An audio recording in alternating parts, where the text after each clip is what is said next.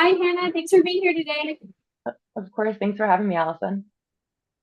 I'd like to dive right in. And the first thing that we all need to know about you, you are a senior user experience researcher here at Dell.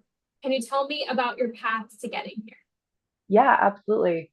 So you know what a senior user experience researcher is, but for those who might not, a senior UX researcher or just a UX researcher is someone who conducts usability research with users on a given product or platform, really just trying to make enhancements to that. So basically, what I tell my family that don't really understand what I do, that my job is to make things easier for people to use. That's pretty much how I try to describe it for people. But looking back at my history getting to Dell, holistic research has really been the thread throughout my entire career. And it's always been really important to me that I'm having a positive impact on the world with the work that I'm doing, no matter how small. And I think that's why I grew to love UX because you can really find a way to make a difference, even if it's just for one person. So I started my career with research by getting my undergraduate degree in anthropology, where I worked on a number of research initiatives that mainly involved me conducting ethnographies in the communities with whom I was working.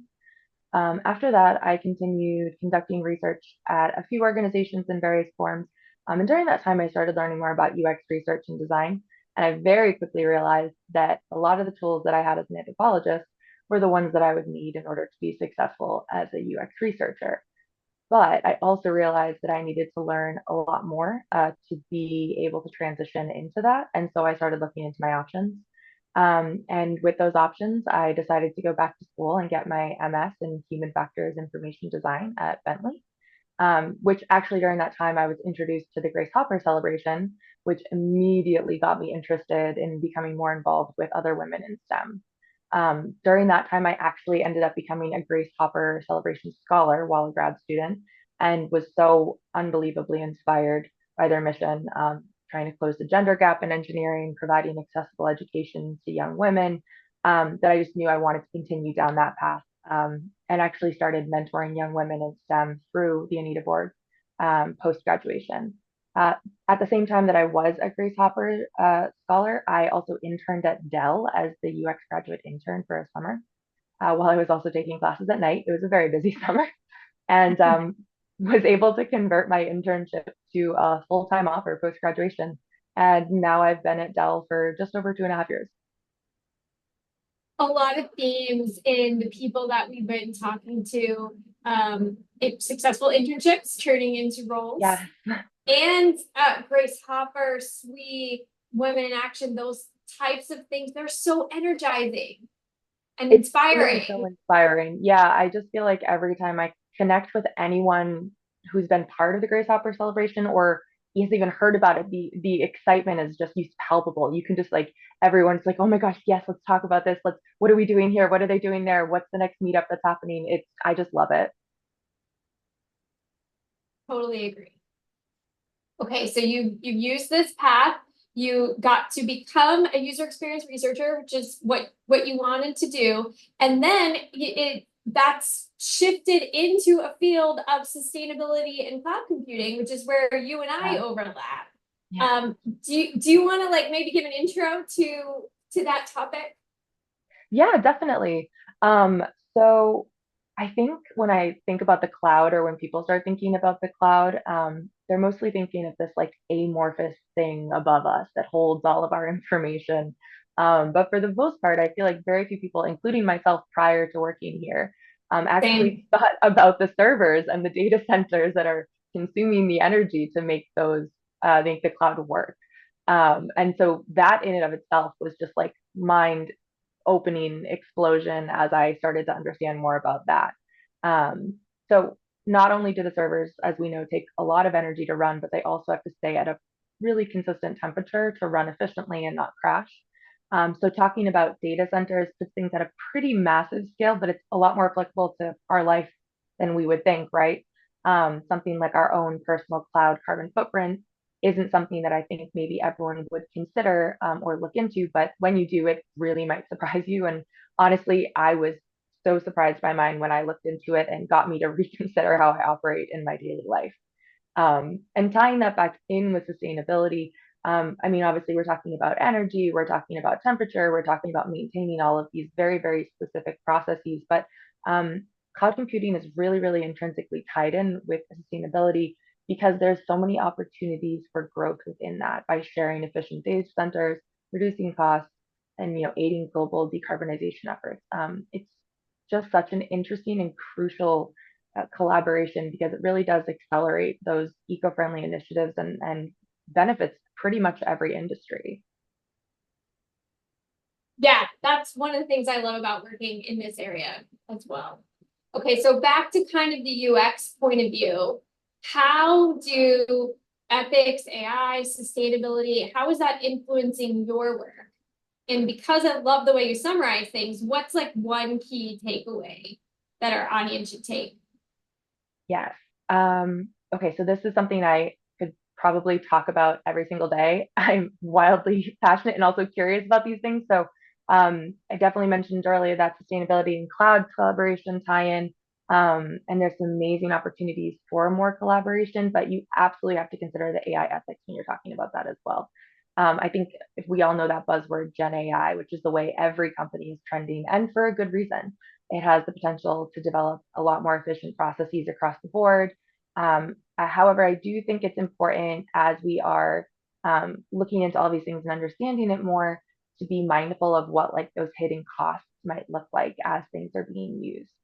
So for example, I know Alyson, you and I have talked about the white paper. There's a white paper that came out last year that said for every 20 to 25 queries that you ask ChatGPT, it costs the data center a liter of water, which is crazy. That's a crazy statistic, but maybe not one that everyone who's using ChatGPT might be aware of, which is where we try to consider how to use an ethical lens while using various products. So for using AI ethically, it's not like something from the movies in the 80s, like do good, don't create a killer robot. It's more so considering how will I consistently validate the information that I've gathered to ensure that there's no spread of misinformation or disinformation, or asking, would using AI make enough of a difference to offset that environmental cost? One of the things we talk about a lot is the concept of unexpected consequences versus unexpected outcomes when we're working with sustainability, AI ethics, and cloud computing. Sometimes they do fall into the same bucket, but oftentimes there's quite a few unexpected outcomes, which is really exciting, to be honest. I think that's where the real magic happens and what makes the intersection of AI ethics and sustainability so fascinating. I do feel like sometimes in the market, it can feel like sustainability is not being talked about as it relates to AI and cloud computing, which is a little tough. But that's why it's so refreshing to see that there are people out there that are actually trying to have conversations around how to take these unexpected outcomes, make actionable decisions, and to figure out how to continue to be a thought disruptor. And I would say if there was one takeaway that I think people should take away from this topic, it would be that while you cannot always control what is going to happen, which is at times incredibly overwhelming as it comes to tech, AI, sustainability, and ethics, you can absolutely work to manage the anxiety that you might feel about that by educating yourself on what's happening in the field. There are just so many incredible white papers out there on the intersection of AI and sustainability and cloud computing. So many cool people are sharing their thoughts on potential divergent paths that could be taken. And honestly, maybe that's the researcher in me, but I really always do feel better when I have more information. And I just think the way the field is constantly evolving, I do truly believe the best thing you can do is to arm yourself with knowledge and connect with like-minded people. Okay, so since you're going and out and getting all of this knowledge with your researcher mindset, what excites you the most that you're seeing? Honestly, it's some of the best innovations in history have been the result of unexpected outcomes. And I think that's honestly what excites me the most about my role and the potential impact of AI. I think there's massive opportunities for accessibility features to be developed using AI, and developing creative methods to try and have a wider spread positive impact. So what types of accessibility? What do you mean? I think that as you're considering the way that Gen AI could be used to redevelop a product, whether that's having more features for someone who might have hearing impairment, and designing a product around that. And since generative AI is very good at taking the prompts that individuals are coming up with and developing, and then transforming those into actionable insights, that maybe would not have been considered. I think things like visual impairments, there are plenty of innovations that can be done with visual impairments that maybe that specific way of thinking about it has not yet come to fruition, or auditory impairments as well.